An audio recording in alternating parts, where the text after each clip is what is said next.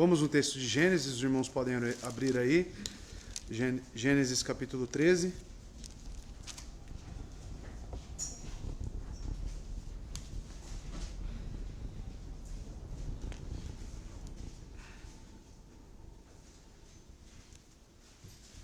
Hoje eu irei pregar aos irmãos do verso 8 ao verso 13, tá bom?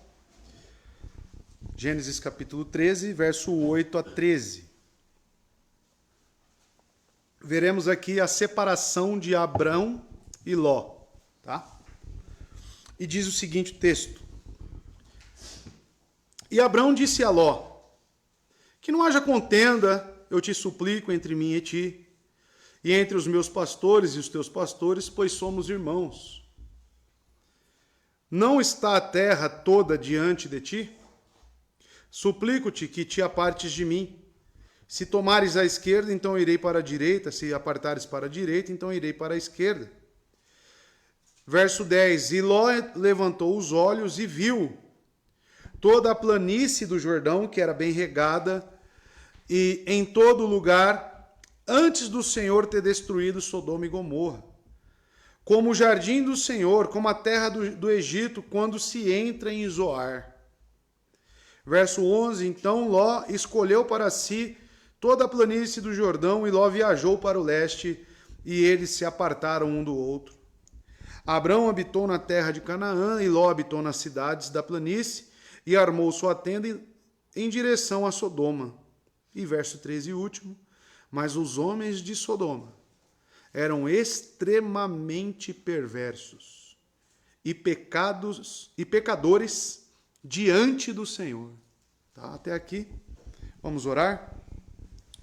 Santo Deus e Pai, te agradecemos pela sua palavra, agradecemos por este culto, Senhor Deus, a qual o Senhor nos dá a oportunidade de dedicá-lo ao Senhor. Mas eu peço que nesse momento, Pai de amor, haja compreensão das Escrituras, que o Senhor fale aos nossos corações, que o Senhor me ajude, Deus, na minha pequenez, na minha vida pecaminosa, Deus, me concedendo graça, me concedendo, Deus, perdão dos meus pecados, mas agora, Deus, me utilizando como instrumento do Senhor. Sou totalmente dependente de Ti, Deus. As palavras de sabedoria humana aqui são em vão, Mas sim, Deus, a do Espírito Santo comunicado aos nossos corações, preparados pelo próprio Espírito, Deus, aí sim, a eficácia da sua palavra. Te louvamos, te agradecemos, Pai de amor, no nome santo de Jesus. Amém. Amados, estamos então aqui na separação de Abrão e Ló.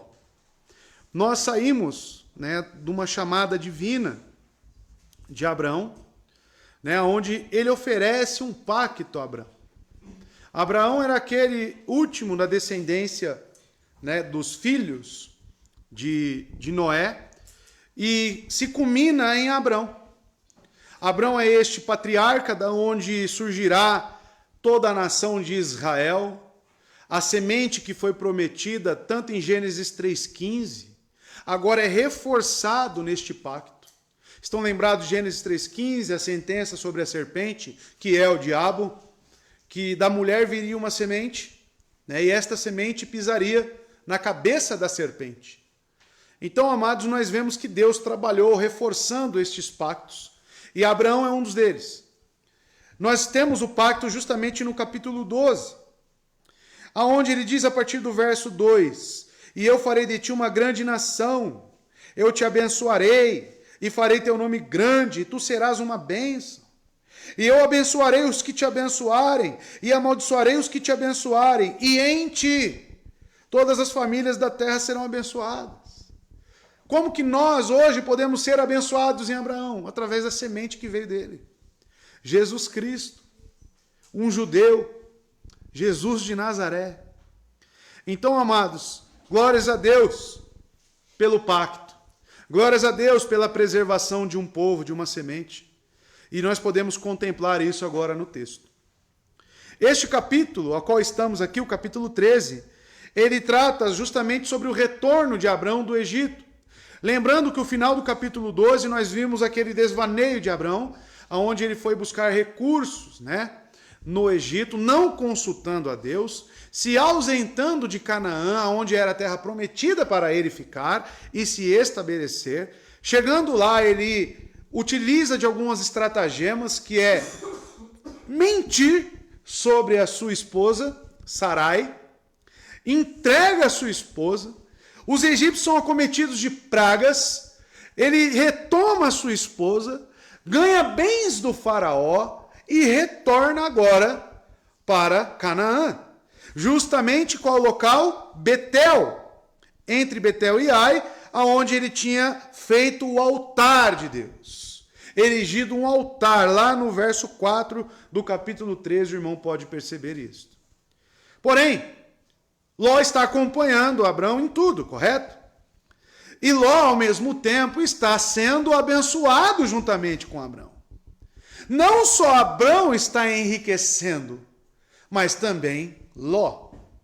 E chegou em um ponto, a qual nosso irmão Felipe pregou semana passada, que essas riquezas e posses começam a trazer problemas para eles. Os próprios pastores de Abrão e Ló começam a brigar entre si. Então agora eles precisam resolver este impasse. Então nós veremos, amados, este panorama geral desta separação entre este patriarca Abrão e o seu sobrinho Ló, né, a qual foi adotado por Abrão. Vamos entrar no verso 8, né, e começar aqui então a exposição do texto. Disse, pois, Abraão a Ló: ora, não haja contenda entre mim e ti, e entre os meus pastores e os teus pastores, porque somos irmãos. Então disse, pois, Abrão e Ló. Essa conjunção, pois, aqui certamente nos conecta ao problema que surgiu. Por que Abrão disse? Porque surgiu a discussão entre os pastores. Nós podemos constatar no último verso pregado pelo irmão Felipe. E houve contenda entre os pastores de gado de Abrão e os pastores de gado de Ló, e os cananeus e os perizeus habitavam na terra neste tempo. Lembrando também que esta terra, eles são nômades, Abrão e Ló. Eles são peregrinos. Deus promete uma terra, eles chegam lá e a terra está totalmente habitada. Por quem? Por cananeus. Um povo pagão, um povo idólatra. E nós sabemos que eis uma dificuldade, porque quando peregrino em uma terra, nós podemos sofrer retaliações. E esta separação aqui poderia trazer problemas para ambos. Porque lembrando que enquanto eles estiverem unidos com muitas posses, muitos servos, eles têm poderio para poder se defender. Quando isso é rachado ao meio, eles estariam vulneráveis. E se você já leu o capítulo 14, o que acontece com Ló? Justamente vai ser prisioneiro, vai sofrer duras penas, justamente por este enfraquecimento. Então a terra aqui é destacada por Moisés, o autor do livro de Gênesis, que é uma terra habitada por um povo mau. E Abraão então parte para solucionar a disputa, sendo ele mesmo uma testemunha que ouviu as contendas dos seus servos. Os problemas chegaram aos ouvidos de Abrão. Ou, tendo isso relatado por ele ou por pessoas credíveis, ele se dirige então a Ló. Abraão toma a partida para resolver a situação, a fim de estabelecer a paz. Nós podemos questionar, né, o motivo aqui da separação, que são as riquezas, como foi colocado pelo nosso irmão Felipe. Essas riquezas, tantas adquiridas no Egito, pelo faraó, através daquele casamento, né, forjado entre Faraó e Sarai, isso trouxe problemas para Abraão. Mas, amados, agora na solução nós temos que olhar para as intenções de Abraão. Ele preza pela paz. E ele se dirige a Ló com essa intenção. Sendo um homem sábio, sendo um homem bom, e embora ele fosse mais velho em anos, superior também, como um líder do clã, né? Ou ali entre os seus moradores, o mais alto em classe de parentes. Ainda assim, ele faz a proposta primeiro. Ele apresenta um plano a Ló para sua futura amizade, para evitar brigas e consequências maliciosas. Porque o que se segue nas palavras de Abrão é justamente que ele não deseja brigas. Abrão não deseja contendas. E aqui está a principal motivação de Abrão. Um homem sábio. Um homem que tem uma primazia sobre Ló. Ló é filho adotivo, um sobrinho. Então, amados, quem deveria propor, inicialmente, a solução dos problemas? Ló deveria partir para solucionar isso. Principalmente por gratidão a Abrão. Sabendo quem ele é. Porque os irmãos devem se lembrar. Quem acompanhava Abrão? O que significava que ele acompanhava? Felipe abordou isso aqui. Se você esteve atento na mensagem semana passada, o acompanhar era uma atitude voluntária de Ló. Ele acompanhava desde Harã, quando eles saíram no capítulo 12, numa situação de admiração por Abrão. Então, se ele hoje tem posses e bens, muito é em consequência de estar acompanhando Abrão. E surge um problema mediante este fato de posses. Mas quem que parte para solucionar o problema? Abrão. Ele que lança aqui as primeiras palavras. Ele que vamos dizer aqui, né, um ato condescendente para ajudar o seu sobrinho. Para preservar os laços de amizade e fraternidade. Abrão. Olha as palavras de Abrão. Ora, não haja contenda entre mim e ti. Ainda não havia nenhuma entre eles, propriamente dito. A briga, a contenda estava no verso 7 entre os pastores. Agora chegou um ponto que chegou até eles. E a primeira solução de Abraão é: não podemos brigar. Não podemos tomar partido desses acontecimentos.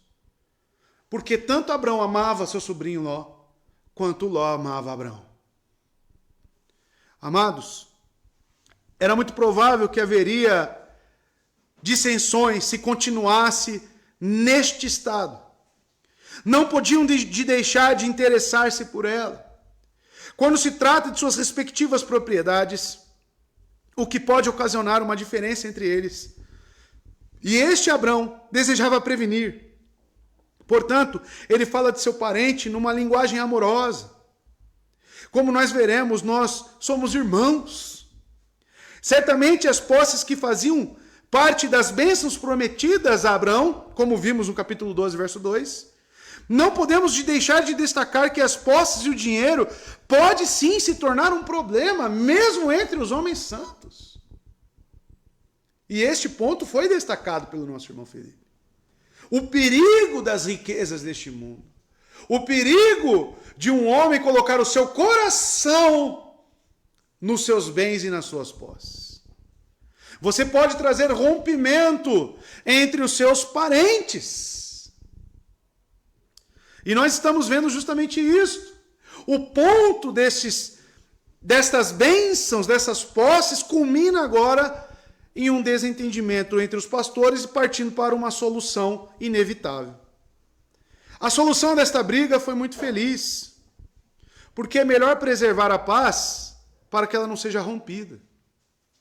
Mas a segunda melhor coisa é, se surgirem desavenças, é rapidamente acomodá-las e apagar o fogo que irrompeu. O movimento para cessar esta briga partiu de Abrão, o parente mais velho e aquele que tinha uma condição superior. Nós, amados, precisamos entender que quando surgem desavenças no nosso meio, seja na nossa igreja, seja na sua própria casa, como que nós devemos resolver isso?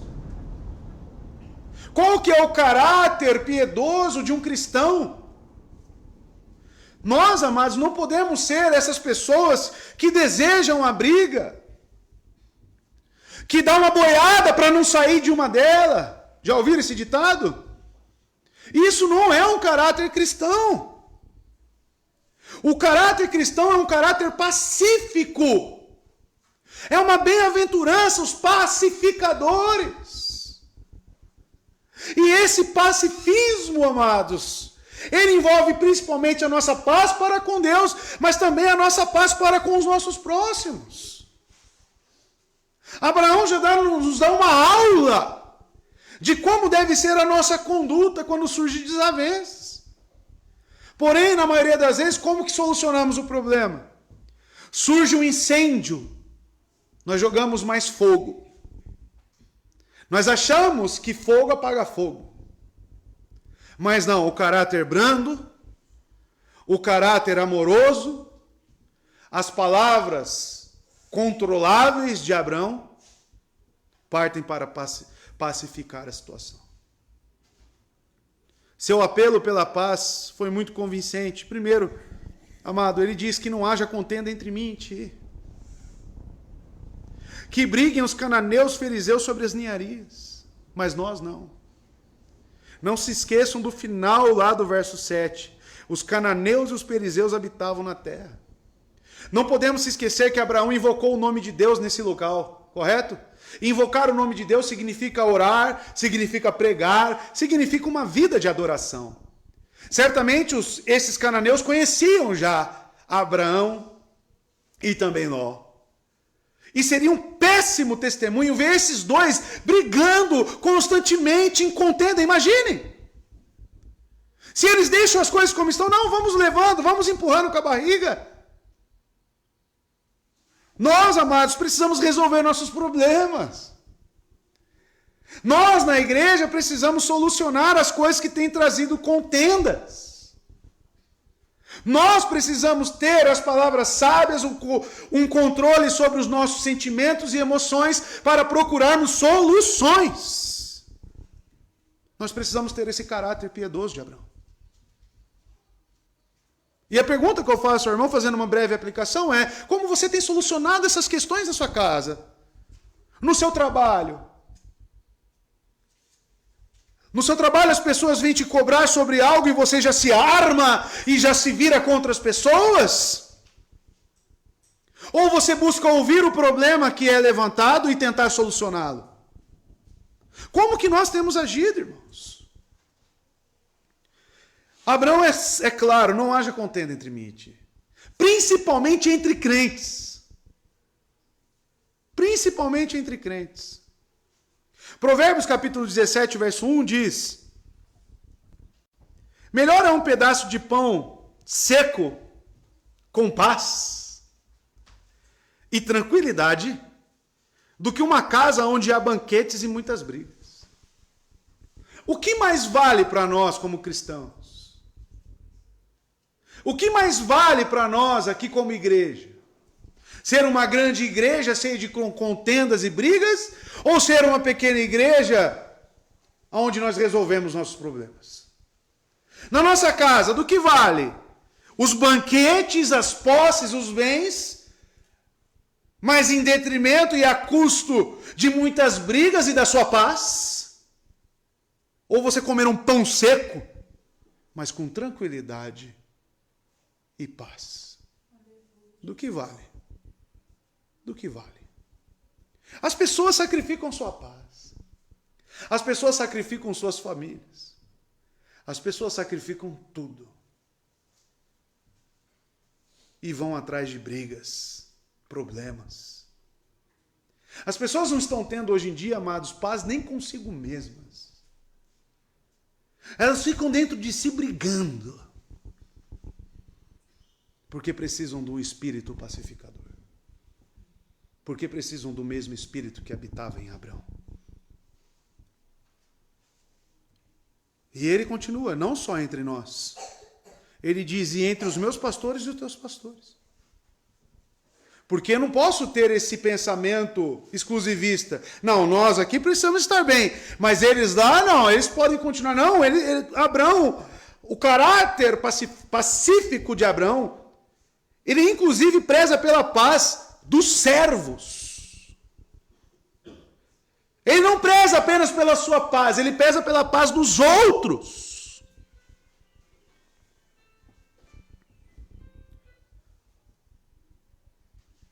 Amados, nós temos que pensar nisso. Como ele entendia que havia, e que se não for oportunamente posto fim, pode ser de más consequências para ambos, especialmente quanto à sua paz e conforto. Não seria ir longe demais sugerir que alguma irritação se tornara evidente até mesmo entre Abraão e Ló. Talvez isso esteja implícito nas palavras de Abraão, não haja contenda. A situação chegou em tal ponto, irmãos, que certamente, no mínimo, esses problemas começaram a perturbar Abraão, a incomodá-lo. Começou a incomodá-lo. Então, amados, ele parte para a solução, ele preza pela paz na sua casa, ele preza pela paz na casa dos pastores, entre eles, entre os trabalhadores. E você pensa, né, amados? É muito fácil eu pensar na paz que eu desejo. Mas e pensar na paz que o meu irmão também não tem? Dentre aquelas bem-aventuranças, amados, que nós vemos no Sermão do Monte, ser um pacificador é prezar também pela paz das pessoas. Principalmente a paz para com Deus, através da mensagem do Evangelho, as boas novas. Mas nós, amados, às vezes não nos preocupamos. Nós sabemos claramente das dificuldades e das coisas que às vezes o meu irmão está passando. O meu irmão não está tendo paz. Mas eu não me preocupo com a paz dele. Eu só me preocupo com a minha paz. E nós temos que começar a pensar nisso. Que a minha vida, o meu amor a Deus, ele deve ser traduzido através do amor que eu tenho para com o próximo. E amar o meu próximo é prezar pela paz que ele também tem. Eu nunca posso ver o meu irmão, as pessoas próximas de mim em guerra, e eu cruzar os meus braços e fingir que não é comigo. Principalmente um contexto de igreja. Principalmente entre aqui nós. Se você vê o seu irmão, né, incomodado, com a afeição talvez um pouco abatida, ou ele nervoso, ou ele da forma que seja, em vez de você criticar e apontar o dedo, por que você não estende a mão para tentar ajudá-lo? Por que você não tenta procurar o ponto aonde isso esteja incomodando o coração do seu irmão? Por que você não se envolve para ser um pacificador na vida desse irmão? Mas não. Você viu como ele estava nervoso hoje? Você viu como é que ele estava? E você? Né? Querendo apagar o fogo com fogo. E não realmente solucionar o problema. E olha o que ele diz no final. Porque somos irmãos. Porque somos irmãos. À luz do Novo Testamento, nós sabemos que Ló era considerado justo. Ló é um homem justo. Tanto que ele foi, né, livre ali da destruição de Sodoma. Somos irmãos. No original, no hebraico, vai dizer homens e irmãos. É acrescentado homens e irmãos, varões, né? Ou seja, ajamos como tal. A parte racional humana, eles eram irmãos sendo homens. Então, por natureza, todos são irmãos. Por parentesco natural, sendo Ló filho de seu irmão Arã, né, o falecido Arã. Irmãos na religião, na mesma fé, do único Deus verdadeiro e vivo. Na adoração, eles eram irmãos. Portanto, em todos os aspectos, pelos laços de natureza, relação e religião, eles foram obrigados a buscar, a cultivar a paz e o amor. Olha só, nós somos homens e irmãos. Abraão está dizendo, sejamos sensatos. Sejamos aqui racionais no que está acontecendo. Vamos ponderar sobre isso, precisamos resolver. Nós não podemos ficar em pé de guerra. Nós não podemos, amados, continuar alheios às situações que estão ao nosso redor. Nós não podemos, meus irmãos, cruzar os nossos braços. Porque quem está do seu lado, na sua frente, é alguém como você, feito de carne e osso e com problemas, e que precisa também de ajuda. E que precisa de palavras sábias, e que precisa caminhar junto. Agora, coisa que, amados, desagrada o coração de Deus, tenha certeza disso. É o inverso do Salmo 133. Quão bom e agradável que os irmãos vivam em união. Mas pensa no que é o inverso. Tão horrível e detestável, abominável, é que os irmãos vivam em intrigas. Pare para pensar nisto. E nós buscamos a paz, irmãos. Olha a relação de irmãos, ou seja, parentes, para uma resolução pacífica. Num ambiente hostil, povos rivais, os cananeus, os fariseus, habitando ali. Abraão reconhece a importância das relações pacíficas com o seu sobrinho. Ló beneficia imediatamente da boa vontade de Abraão, que os resgata dos reis orientais. A relação entre eles, amados, é tão íntima. Abraão ama tanto Ló.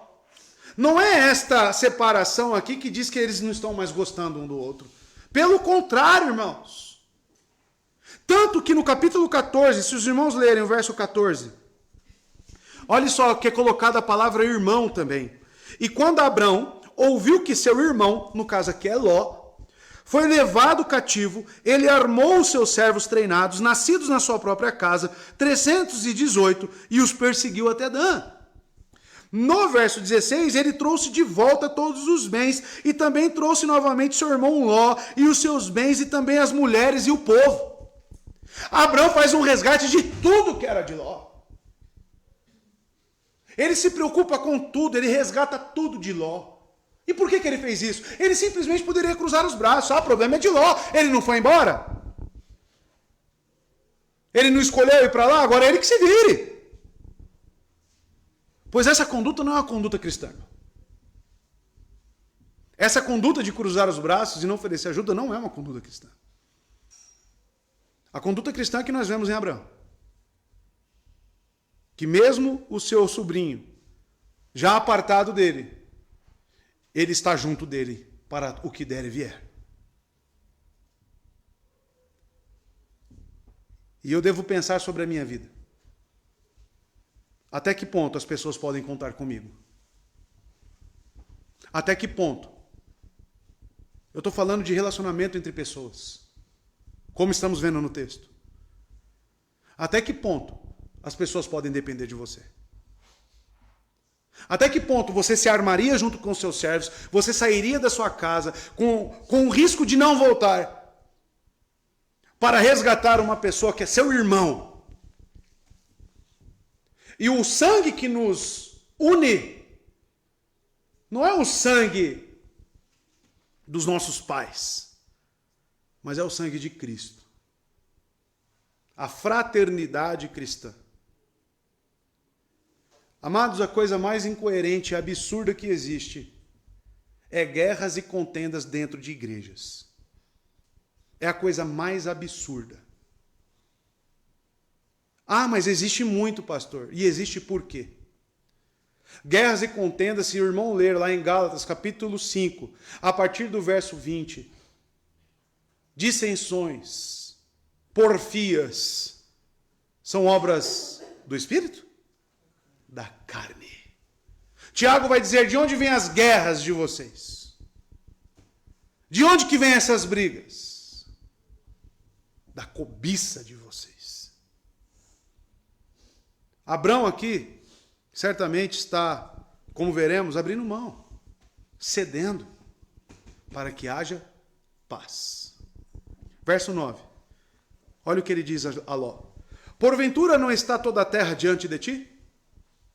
Rogo-te, peço-te, que te apartes de mim. Se tu escolheres a esquerda, irei para a direita, e se a direita escolheres, irei para a esquerda. Porventura não está toda a terra diante de ti? Significando que, embora não houvesse espaço para ambos, porque qual que é o motivo da briga entre os pastores? Está provavelmente aqui faltando pasto, está faltando água, né? A própria geografia ali do local não está mais comportando. Então, digamos que é um problema que nasceu naturalmente, pelo crescimento e pelas bênçãos do Senhor. Chegando a um ponto que realmente nós temos que ter uma solução. Qual que é a solução? Abraão vira para ele, olhe para toda a terra que está perante ti. Será que nós precisamos ficar brigando? Olha no seu horizonte aí, olhe para o norte, olhe para o leste, olhe para o sul. Olha aí, tudo diante de ti. Nós precisamos realmente ficar brigando? Então, amados, Abrão, ele propõe isto. Ele coloca tudo diante dele para escolher em que parte ele moraria. A pergunta retórica de Abraão no verso 9, amados, não está toda a terra diante de ti? Pode soar como falsa, já que a terra estava em grande parte nas mãos dos cananeus, né? A pergunta, no entanto, reflete a confiança inicial de Abraão na promessa da posse do Senhor. Porque por mais que ela esteja habitada, né? Porque não está livre a terra para nós, porque ela já está habitada, correto? O verso 7 no final diz claramente que os cananeus perizeus habitavam na terra nesse tempo. Então, ou seja, essa pergunta significa o quê? Primeira coisa, que Abraão confiava na promessa de Deus que daria esta terra como posse para ele. E o coração de Abraão é tão generoso que agora ele fala para Ló que ele compartilha com ele desta bênção, desta promessa. Abraão, aqui ele abre mão, né, de ter tudo para si. E fala, pode escolher, meu sobrinho. Olhe diante de ti e escolha. Rogo-te que te apartes de mim, separe-se, peço-lhe de mim. Não que tivesse cansado de sua companhia e comunhão com ele, mas conforme as circunstâncias, uma separação era necessária para a subsistência de seus rebanhos e posses, e para a paz e conforto de suas respectivas famílias. Nem desejou que ele saísse da terra ou ficasse tão longe. Ele está apenas propondo aqui um deslocamento para que eles tenham paz. O capítulo 14 deixa claro que eles tinham ainda algum contato, porque Abraão ficou sabendo. Então, amados, a propósito de Abraão aqui, não é para que ele se torne mais rico, não é para que ele fique sozinho com seus bens. Não, amados. A propósito de Abraão aqui é pela paz. A propósito de conciliação de Abraão inclui separação. E é interessante isso, porque às vezes a separação é necessária. Abraão considera que a separação é a solução mais responsável. Para Abraão não existe apenas possibilidade de viverem unidos como irmãos, mas há também uma segunda opção, a da separação pacífica. A fim de evitar a qualquer custo uma guerra entre parentes, ele permite que Ló escolha a direção para a qual deseja ir. Esta oferta de Abraão é um sinal de generosidade, pacifismo e responsabilidade. Abraão sabe da sua responsabilidade sobre os seus. E é interessante, amados, que nós às vezes achamos que qualquer tipo de separação ela nunca é benéfica, né? Mas aqui nós estamos vendo no texto bíblico que uma separação que é benéfica. No Novo Testamento nós vemos uma separação entre Barnabé e Paulo. Barnabé e Paulo entram em choque.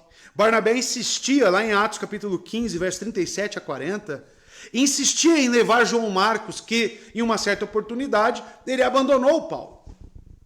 Por medo, talvez, das perseguições que Paulo enfrentava.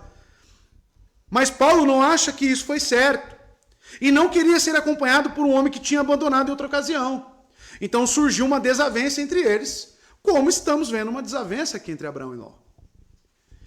E, amados, Paulo e Barnabé, então, se separam. Barnabé levou João Marcos consigo, enquanto Paulo adota mais outro acompanhante, no caso Silas. E só havia uma solução para a desavença amarga entre Paulo e Barnabé, que foi a separação. Amados, algumas separações, elas são bíblicas. Às vezes estamos em igrejas que não têm sido fiéis às Escrituras.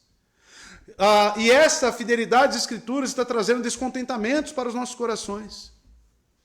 Então é aquela frase, né, que todo mundo posta: procure uma igreja mais próxima da sua Bíblia e não próxima da sua casa. Algumas separações são extremamente necessárias. O próprio Paulo, em 1 Coríntios capítulo 7, ele vai propor divórcio entre pessoas que estão em julgo desigual. mas que não querem consentir em viver com elas. Não querem viver em paz. E o texto diz claramente: todavia, se o descrente de separar-se, que se separe. Em tais casos, o irmão ou a irmã não fica debaixo de servidão. Deus nos chamou para vivermos em? Nós somos chamados para viver em paz, irmãos. Nós não somos chamados para viver em guerra. Nós não somos chamados, mas não temos aflições neste mundo. Não confunda alhos com bugalhos. As aflições são pelo próprio sistema do mundo. Mas nos nossos relacionamentos nós temos que ter paz. E não intrigas e confusão. E se houver, que seja por causa do Evangelho. Que seja pela perseguição que o próprio mundo oferece à causa do Evangelho. Mas o que eu quero que o irmão entenda é que algumas separações são necessárias. Em alguns casos extremos, é a única via. Por exemplo, uma esposa que apanha do marido, tem vivido em paz? Está correndo risco de vida. Essa moça precisa do quê? Desapartar. Desapartar. Porque já ocorreu a deserção do marido. É um dos casos da separação. Doutrinários em igreja. Quando um dia chegaram para mim, por exemplo, em uma determinada igreja e falaram: aqui você não pode professar essa fé que você tem. Aqui você não pode esboçar isso que você crê. Eu falo: desculpa, então eu não posso ir contra a minha própria consciência. Está aqui então a minha carta de desligamento. Por quê? Eu não vou causar problemas para vocês. Eu não tenho síndrome de Lutero, irmãos. De querer mudar a igreja por dentro, né? Não, eu prezo pela paz primeiro. Porque acaba afetando o nosso lar, acaba afetando a nossa família. Assim como estamos vendo no texto. Começa lá fora a briga, né? Com os outros. Daqui a pouco está dentro da sua casa. Daqui a pouco está entre você, sua esposa e seus filhos. E aí Deus te chamou para viver assim? Não. Deus nos chamou para a paz. Lembre-se disso. Lembre-se disso. E ele disse: se tu escolheres a esquerda, irei para a direita. E se a direita escolheres, irei para a esquerda. Ele deu a opção. Se você for para o norte, eu irei para o sul. É simplesmente, aqui não tem nenhum segredo nessa parte do texto. A linguagem de esquerda e direita aqui é uma linguagem de decisão. Ló tem a primeira opção. Abraão aceita gentilmente o que Ló rejeitar. O que você rejeitar, eu fico. Vocês conseguem perceber o caráter de humildade de Abraão? Ele tinha todo o direito de falar: não, eu vou ficar com essa parte aqui e você vai para lá. Se ele fizesse isso, ele não estaria errado também. Mas Abraão dá a opção para Ló.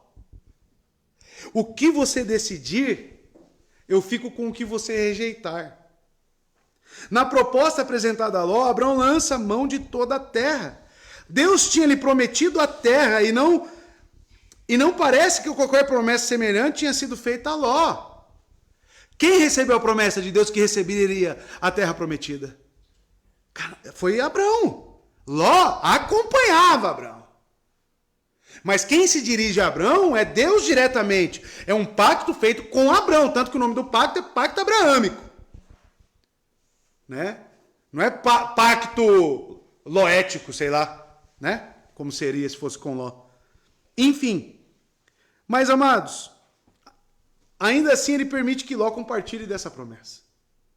E oferece uma parte igual àquele que não tinha direitos iguais. Ele não fará com que a promessa de Deus motive a sua disputa. Abraão aqui, ele lança fora, olha que interessante, para que haja paz. Primeiro, ele cede.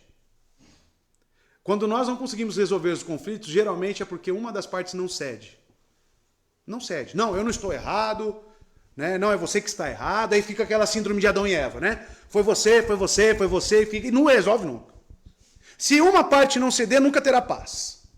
Entenda isso, casais. Entenda isso, irmãos. Isso é para a sua vida.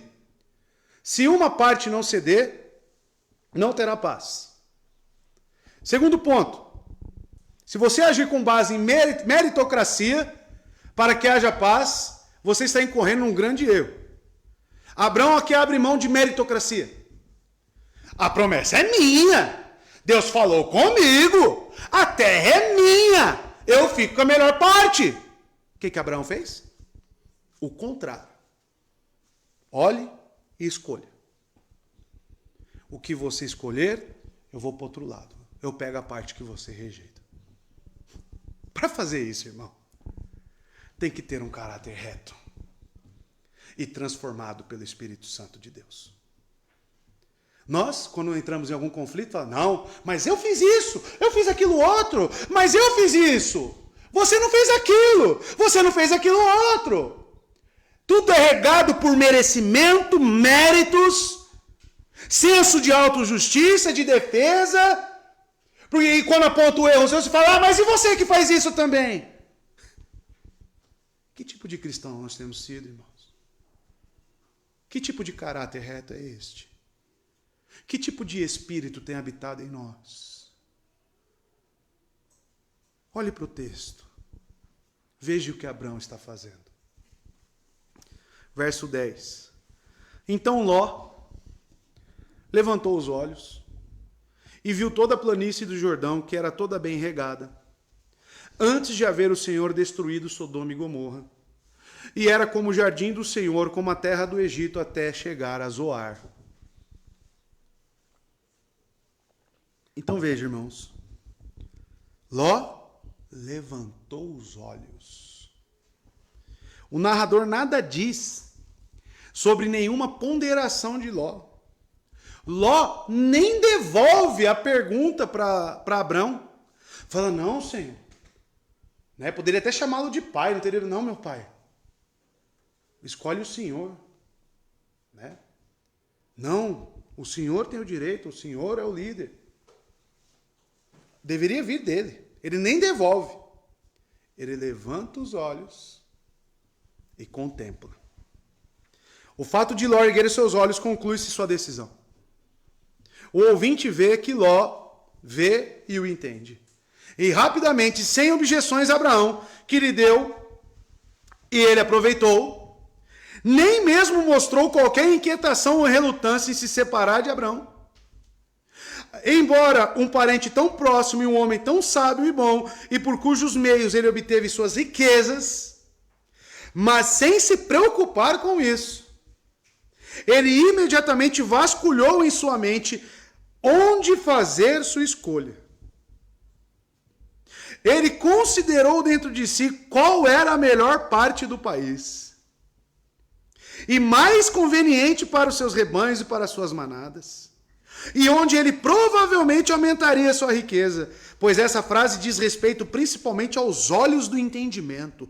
Ele usou os seus sentidos, ele consultou consigo mesmo, com seus poderes racionais, o que era mais adequado a ser feito. A menos que possamos supor que ele esteja situado em alguma eminência considerável, de onde ele poderia ter uma visão de todo o país que ele escolheu. Mas veja a atitude dele. A primeira coisa, depois que Abraão diz, ele já levanta os olhos.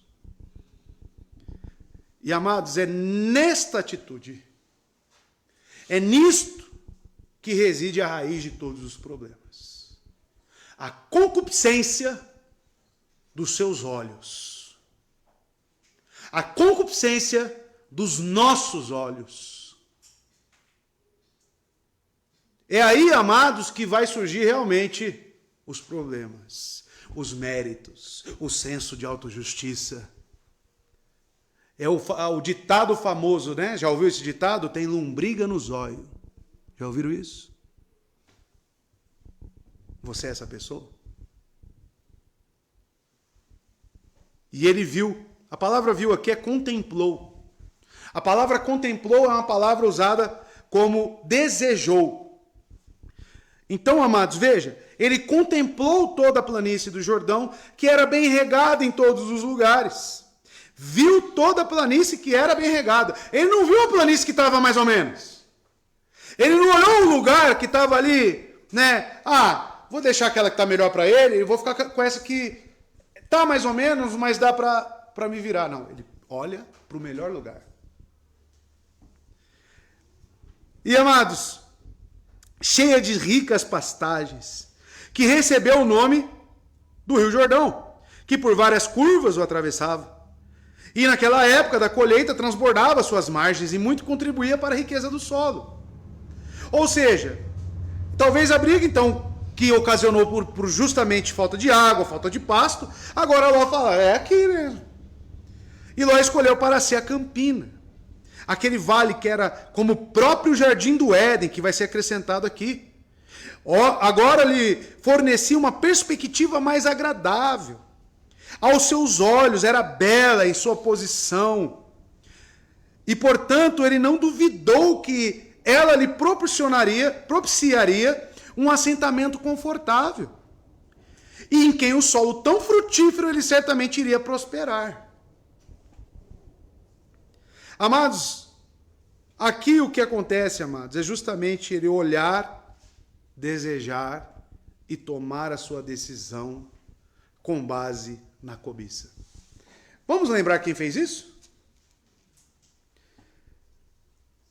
Vamos lá no capítulo 3, no verso 6. Aqui estamos no relato da queda no Éden. A mulher, quando está ali no diálogo com a serpente, capítulo 3, verso 6. Enquanto a mulher... O quê? Viu. Olhou. Que a árvore era... Opa! E viu que toda a planície do Jordão era bem regada, era boa. Para alimento e era agradável aos olhos.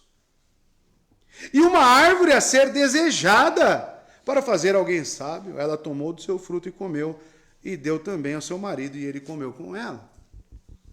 Ou seja, para Adão também certamente era desejável. O que está acontecendo com Ló aqui?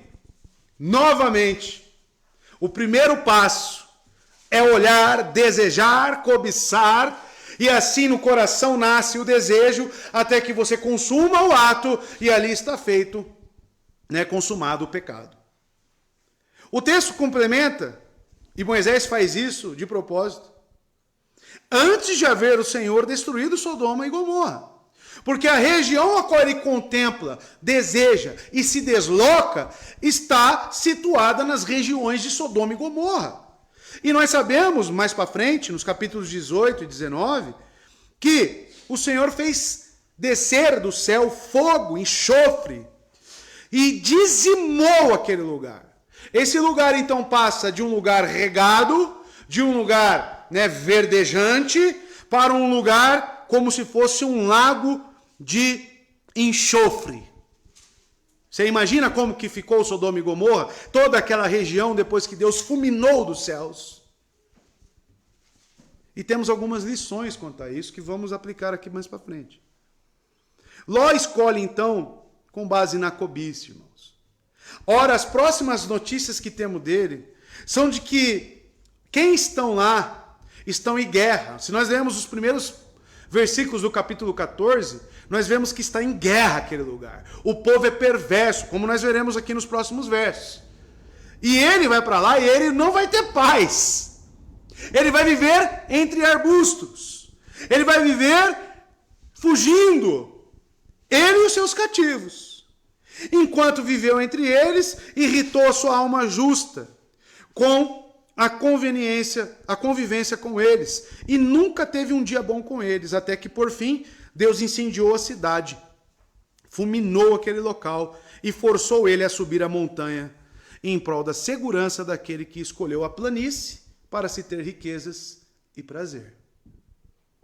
Escolhas cobiçosas, irmãos, a exemplo de Ló, a exemplo de Eva, e a quantos mais nós temos nas Escrituras? Raramente tem sucesso. Se você escolher com base no seu olho de lombriga, você provavelmente vai se dar mal.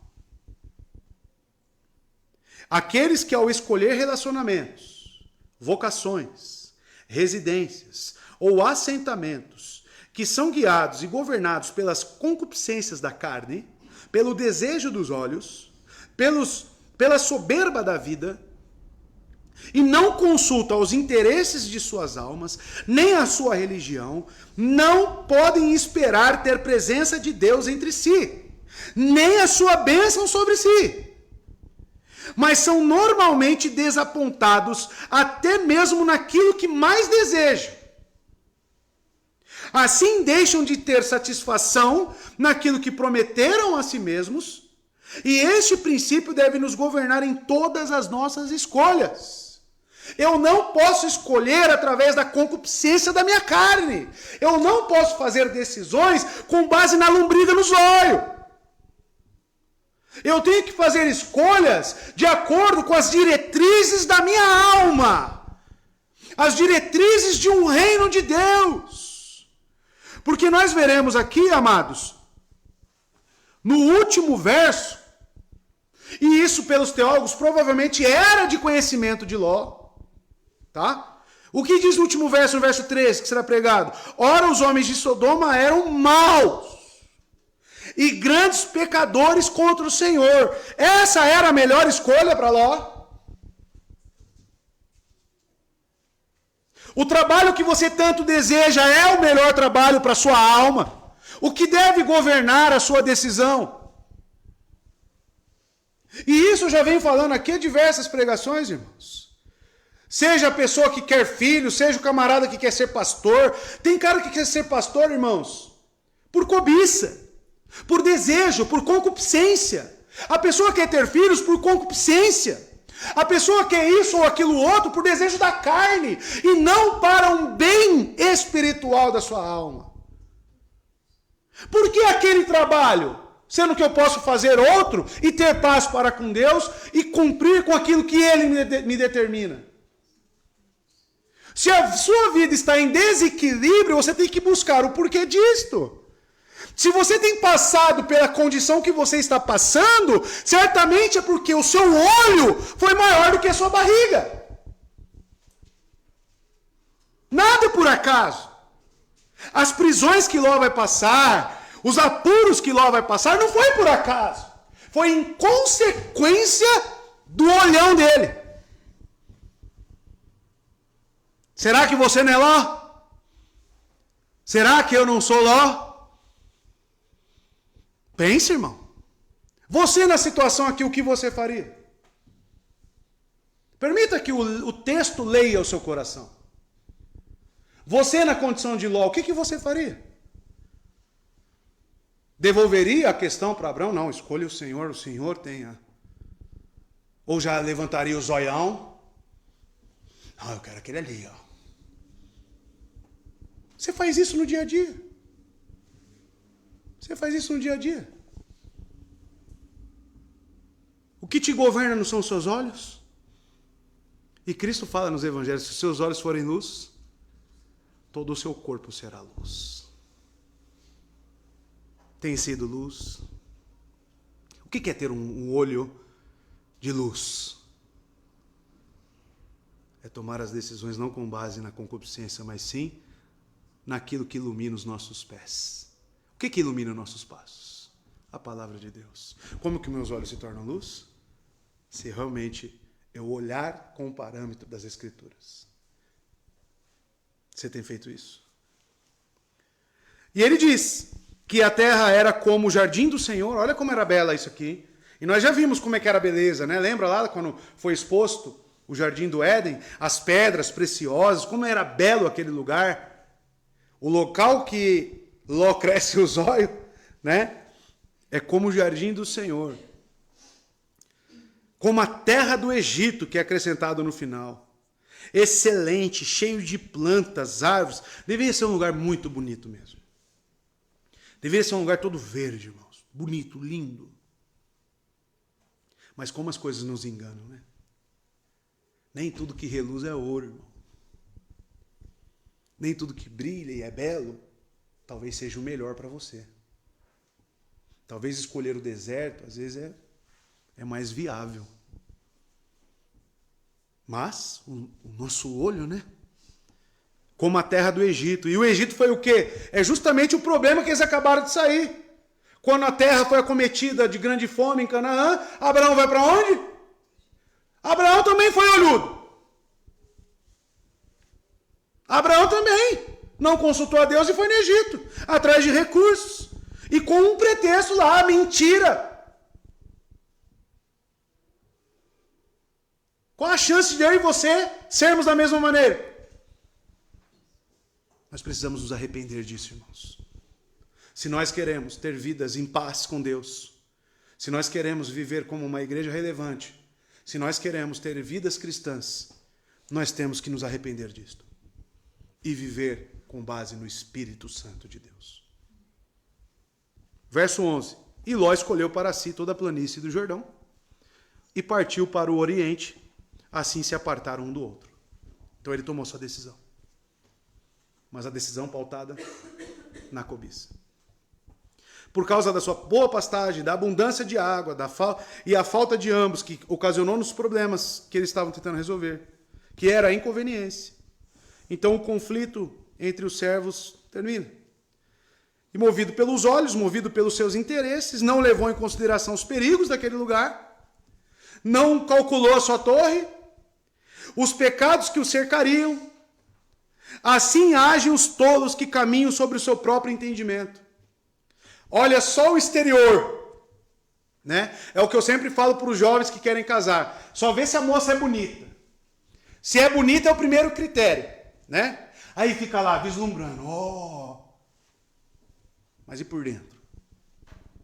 E a espiritualidade? E o coração? Né? Aí ainda entra no argumento. Ah, mas eu também sou. Isso embasa você querer casar com alguém. Isso é embasamento. Ah, eu também sou. E ainda fala, o casamento vai nos santificar. Ah, me mostra esse embasamento bíblico aí. Me mostra. Que você entra no casamento, né, para santificar um ao outro. Não, você deve estar bem para com Deus. Você deve ter critérios, não para buscar resolver problemas, mas sim para que essa pessoa se una a você e vocês dois glorifiquem ao Senhor. Certamente terão pecados, mas eu não posso ser relativista. Eu não posso relativizar a questão. Amados, não podemos agir como tolos. Não é porque algo aparenta ser bom que realmente seja. E que nós devemos tomar decisões sábias. E partiu para o oriente, assim se apartaram um do outro. Então Ló foi para a região, a terra de Sodoma e Gomorra, que ficava a leste do local onde eles estão, que é Betel, tá? Que é o local de adoração no verso 4. Então aqui tem um detalhe importante que Moisés nos coloca. O local que ele está saindo é o local de adoração que foi identificado no verso 4 como o local do altar. Ele está saindo do local de adoração e indo para qual local? O local que o verso 3 diz, grandes pecadores contra o Senhor. Que contraste, hein, que Moisés coloca no texto para nós. As suas decisões têm te apartado e distanciado você da adoração ao Senhor? O seu trabalho tem te afastado da adoração ao Senhor? Então você já tem um panorama, uma diretriz sobre a decisão que você tem tomado. Assim se apartaram um do outro. Abrão e Ló se separaram de bons amigos por consentimento. Um foi com sua família, rebanhos e manadas, para um lugar e ali se estabeleceu, e o outro em outro lugar, evitando assim maiores animosidades e contendas. Verso 12. Habitou Abraão na terra de Canaã, e Ló habitou nas cidades da planície, e foi armando suas tendas até chegar em Sodoma. Se você perceber, armando, o verbo armando, né? Por quê? Porque foi um itinerário, né? Onde ele, como um peregrino, um nômade, ele foi armando, né? Foi se situando, foi indo até chegar, né, a Sodoma. Então Abrão, ele permanece aonde? Na terra da promessa. Ele permanece onde Deus falou para ele ficar. Naquela parte da terra, estritamente assim chamada, onde a família dos cananeus tinha sua morada. Pois de outra forma, tomando Canaã, em um sentido mais geral, a planície do Jordão, as cidades de Sodoma e Gomorra, estavam na terra de Canaã. Abraão permanece na terra prometida, enquanto Ló comete o erro de se abrigar próximo, né, no Egito, né, porque a terra era como o Egito. Abraão mostra que aprendeu algo. Porque ele também, né? Você vai para lá, eu vou para cá. Mas Abraão mostra que ele permanece no local da promessa. Enquanto Ló, ele vai indo, seus olhos vão te levando, até onde ele chega em Sodoma. Um local totalmente inimigo de Deus. Ló habitou nas cidades da planície, né? Então veja, Ló ficou nas vizinhanças deles, perto daquelas cidades que foram construídas na planície do Jordão, pois ele não podia morar em mais de uma. Pois parece que seu primeiro assentamento ele não morava em nenhum, mas perto de todos, especialmente de Sodoma. E aqui nós temos, amados, algo que é providencial de Deus, que é a separação das linhagens. Deus pretende algo com essa separação. Deus pretende agora, através de Abraão, cultivar ali a semente santa, não que Ló não seja, já deixei claro isto, mas em Ló virá quem? Os moabitas e os amonitas, né? Através daquele relacionamento, né, proibido entre as filhas de Ló e ele. Então, amados, Deus aqui está providencialmente não separando só duas pessoas, mas linhagens diferentes para propósitos santos de Deus. Então, amados, linhagens separadas. A morada de Ló fora de Canaã, com a de Abraão dentro. Abraão vive na terra, ao passo que Ló reside entre as cidades. Abraão habita em Canaã, Ló vive na periferia de Canaã. A mesma metáfora geográfica distingue os membros escolhidos e os membros rejeitados da linhagem de Abraão. Por exemplo, Isaac e Ismael. Né? Agar e Ismael têm que se deslocar para outra região e não ficar no mesmo local, né, que Isaac. Jacó e Esaú também, né, são separados e eles saem duas linhagens diferentes. Então essa é uma métrica de Gênesis. Tanto que o livro é sugestivo, né? Gênesis, né? As linhagens, da onde que vem. E foi armando suas tendas até chegar em Sodoma. Que pode ser traduzido, como é para alguns, ele armou suas tendas para si mesmo, sua família, seus servos, seus pastores, que chegaram a Sodoma, onde depois ele morou, em pelo menos, né, no portão deles. Verso 13 e último. Ora, os homens de Sodoma eram maus e grandes pecadores contra o Senhor. Olha onde Ló chegou. Olha para onde que os seus olhos te levaram. Maus eram esses homens. Mas os homens de Sodoma eram perversos. Talvez a sua versão esteja assim. Ele não sabia, tão ignorante fez essa má escolha para morar entre homens tão perversos, né? Ou, segundo alguns teólogos, ele tinha ciência, o que ocasionou muita dor, problemas e vexação para ele. Ou, se ele sabia disso, a agradável perspectiva de conveniência para seu gado e de se enriquecer era uma tentação para ele e o convenceu de dar a tal passo. Ló não foi impedido de habitar entre eles. E aqui que tem um ponto que deve nos chamar e nos trazer temor. Porque Deus pode muito bem permitir que os seus olhos te levem para os piores caminhos. Deus não tem obrigação nenhuma de te impedir. Deus não tem obrigação nenhuma de falar, não, você não vai chegar até lá. Ele pode te levar até o fundo do poço.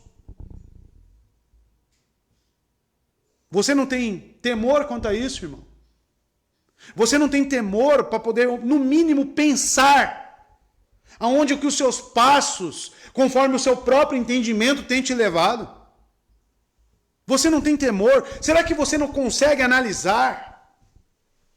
Eu falo para os casais, olha para a vida de vocês, como é que está o lar de vocês? Como é que está a situação na casa de vocês? Como é que está o equilíbrio, a harmonia, a paz? Tem paz na sua casa? Tem paz? Ou você já chega, tem gente que chega em casa e pensa, nossa, estou indo para lá, era melhor ficar trabalhando. Era melhor ficar fora de casa. Por que que está assim, meu irmão? Por que que a situação chegou nesse estado? O texto aqui já te responde. Já te responde. Basta você olhar para a situação na perspectiva bíblica. O nosso lar deve ser um lar de aconchegante, um lar de segurança, um lar de amor, um lar de cumplicidade, um lar de paz. Mas você chega em casa, conforme nós vimos no texto, né, o torru-borru. A terra era sem forma e vazia, né? Ou seja, estava toda desordenada. Mas quem pairava sobre a face das águas? O Espírito de Deus. E a partir da sua palavra, Cristo, as coisas começaram a ser reordenadas, organizadas. Nós precisamos pensar nisso. E o finalzinho, grandes pecadores contra, não eram pequenos pecadores. É colocado aqui, amados, um agravante. Porque nós sabemos o que ocorria naquela cidade, né? Nós que já lemos o livro de Gênesis, né? A sodomia, né? Que virou até um termo, né? Sodomia. Aqueles homens eram totalmente depravados. Extremamente grandes pecadores, culpados de crimes mais notórios e viciados nas concupiscências mais escandalosas e antinaturais que possam imaginar. Sodoma era característico pelo quê? O que fazia aqueles homens se relacionarem sexualmente com animal, com pessoas do mesmo sexo? O que fazia isso? Da onde era originário o problema? Eles olhavam e desejavam. Não viram os anjos e quiseram fazer o que com os anjos? Já leu o texto? Mas nasceu aonde? Nos olhos. Aonde que o olhudo foi elevado? Justamente para a cidade que vive com base nos olhos. Continua vivendo com base na sua concupiscência, que daqui a pouco quem vai estar te cercando e o meio que você vai estar vai ser só de pessoas cobiçosas. Que é a quebra do 10º mandamento. Não cobiçarás. O Targum de Jonatas, que é um documento judaico, considera muito de seus pecados, como defraudar um ao outro em sua substância, pecar em seus corpos, incesto, copulação impura, derramamento de sangue inocente, adoração de ídolos e rebelião contra o nome do Senhor. Essa é Sodoma. Esse é o lugar que Ló foi levado pelos seus olhos. E Deus foi? Vai deixar. Mas olhava externamente, né? Tudo lindo. Cheirava bem. Para os sentidos era como um fruto para Eva. Tinha um bom cheiro, tinha um bom aspecto, era bonito, era agradável, mas levou à queda de toda a humanidade. Os caminhos que você percorre podem levar à sua destruição, meu irmão. Pode te levar à destruição. Isaías 3,9 fala um pouco sobre esses pecados, esses grandes pecadores. O jeito que olham testifica contra eles. O jeito que olham testifica contra eles. Testifica contra nós. Mostram seu pecado como Sodoma. Só um parênteses, rapidinho. A forma como você olha para uma mulher revela tudo sobre você. E isso pode ser aplicado em qualquer outra coisa. Mostram seu pecado como Sodoma, sem nada esconder. Ai deles, pois trouxeram desgraça sobre si mesmos. Você pode estar trazendo desgraça para si mesmo, por causa da sua cobiça. Tiago é categórico quanto a isso. Pedem e não recebem, porque pedem mal. Vocês pedem com um sentimento cobiçoso. Vocês querem, desejam para os seus próprios deleites. E envolve o nome de Deus ainda no meio. Criam-se religiões. Olha só o que eu vou te dizer, meu irmão. Pense nisso. Que religiões são criadas em torno da cobiça. Eu estou neste meio, Eu estou nesta igreja porque ela me oferece algo. Mas não é um desejo contra as coisas espirituais. São outros desejos. Status, fama, né? Números. E as pessoas criam um sistema, e muito bem elaborado, diga-se de passagem. Mas em cima de quê? De cobiça. E Deus permite. Vai. Assim eram os sodomitas. Pois esta foi a maldade de Sodoma, soberba, fartura de pão, abundância de ociosidade. E tudo isto era sustentado pela grande abundância que sua região fornecia. Tinha lá frutas, tinha tudo. Era só sair lá, estender a mão, logo dava tempo ocioso, dava tempo para pensar em atrocidades, dava tudo favorável. Cuidado, amados, com todo esse conforto que nós recebemos. Desta maneira, a prosperidade dos tolos os destrói. Que Deus frequentemente dá grande abundância para grandes pecadores. O que ele fez lá com o povo no deserto? Que não adentrou Canaã. Que Moisés liderou. Morreram no deserto.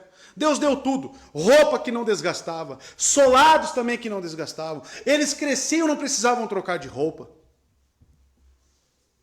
Tinha sol, né? Coluna de fogo à noite. Sombra durante o dia. Maná, pão, codornizes, carne, água que saía da rocha, tudo. E tinha o próprio Deus com eles. Deus deu. Deus deu. Entregou. Mas para a própria destruição deles.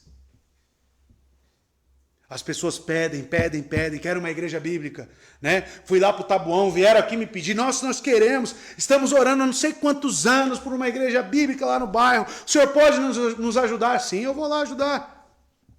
A igreja me liberou, fui, agenda dupla. Se aqui é 3 cultos, lá tinha 3, era 6 programações na semana. Se eu prego aqui quarta e 2 vezes no domingo, 3 sermões... né? Considerando as EBDs, claro. É isso? 2 EBD? Não, 4, né? Eram 8. Tá? Eram 8 nas 2 igrejas. Para quê? Para falarem que eu não ajudei eles. É isso. Aí eu pergunto, Deus, por que o Senhor deu tanto para eles? Por que Deus tem dado tanto para nós?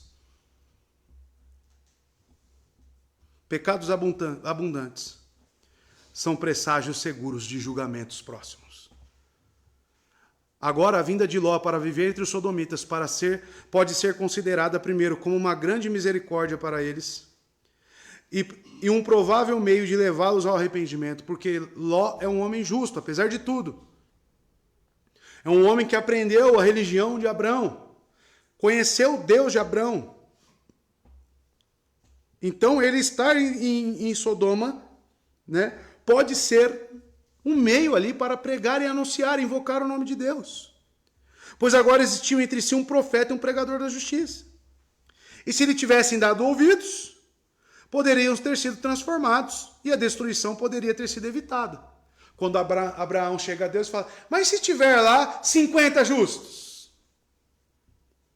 Né? Abraão ainda pensava que existia alguma esperança ali para aquele lugar. Porque seu sobrinho estava lá também. E segundo, como um grande sofrimento para Ló, que não somente lamentou ver a iniquidade deles, né, conforme podemos ver em 2 Pedro, capítulo 2, versos 7 a 8, mas foi perturbado e perseguido por eles, porque não agia como eles. Observe que frequentemente tem sido um grande incômodo para os homens justos viver entre os ímpios, peregrinar nesta terra. E não pode ser mais lamentável se, como Ló, aqui tivessem causado isto a si mesmos por meio de uma escolha imprudente. O mundo já nos oferece, amados, esta hostilidade. Mas isso não significa que os nossos passos têm que ser imprudentes. A grande mensagem de hoje é ver essa escolha de Ló e aonde que levou ele. Porque Abraão, por um lado, prezou pela paz, pelo bem do seu sobrinho, e ele foi atrás de muitas confusões. A paz que ele recebe nesse negócio com Abraão foi, de certa forma, subjetiva, porque ele mesmo foi atrás de problemas. Que nós vigiemos os nossos passos, que nós não sejamos cobiçosos com as nossas escolhas, mas que Cristo Jesus governe as nossas decisões.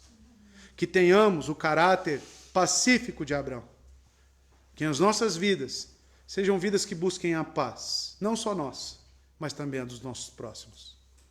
Ao mesmo tempo, não tomando nenhuma decisão por cobiça. Que Deus abençoe os irmãos.